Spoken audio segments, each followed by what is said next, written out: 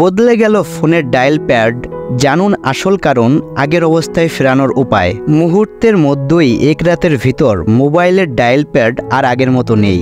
সংখ্যাগুলো অন্যরকম, ডিজাইনও একেবারে নতুন। এমন পরিবর্তন অনেক ব্যবহারকারীকেই হতবাক করে দিয়েছে। কেউ কেউ জরুরি মুহূর্তে কল করার সময় বিভ্রান্ত হয়েছেন, আবার কেউ সামাজিক যোগাযোগ মাধ্যমে প্রশ্ন তুলেছেন হঠাৎ ডায়াল প্যাড কেন পাল্টে গেল।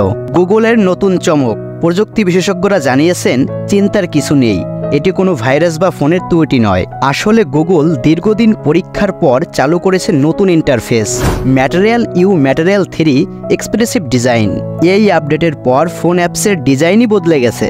নতুন ডিজাইনে এসেছে আরও আকর্ষণীয় রঙের সমন্বয়, গতিশীল অ্যানিমেশন, নমনীয় আকার, ফোন অ্যাপস, কন্ট্যাক্টস ও মেসেজে একই ধরনের অভিজ্ঞতা।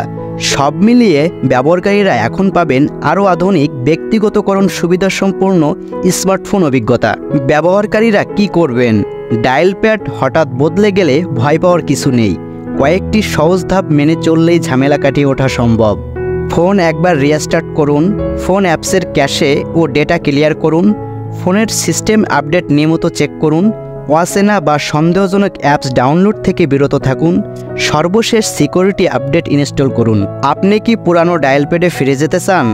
অনেকেই নতুন ডিজাইনে স্বাচ্ছন্দ্য বোধ করছেন না, তাদের জন্য আগের অবস্থায় ফেরারও সহজ উপায় রয়েছে। ফোনের ডায়াল প্যাড অ্যাপসটিকে দীর্ঘক্ষণ চাপ দিয়ে ধরুন, অ্যাপস ইনফোতে গিয়ে উপরের ডান পাশে থাকা 2 ডট মেনুতে ক্লিক করুন। সেখান থেকে আনইনস্টল আপডেট বেছে নিন, এরপর ফোন আবার আপডেট দিন, তাহলেই ডায়াল প্যাড ফিরে আসবে পুরনো রূপে। যদি না আগের অবস্থায় না যায়, তাহলে জানতে হবে আপনার ফোনে আগের অবস্থায় আর আসবে না। এটি আসলে কোনো সমস্যা নয়, বরং গুগলের ডিজাইন পরিবর্তনের অংশ। নতুন ইন্টারফেস স্মার্টফোন ব্যবহারে নতুনত্ব যোগ করবে, তবে চাইলে ব্যবহারকারী খুব সহজেই পুরনো অবস্থায় ফিরিয়ে নিতে পারবেন। আজকের ভিডিওটা এই পর্যন্ত। সবাই লাইক, কমেন্ট এবং শেয়ার করে সবাইকে জানার সুযোগ করে দিন।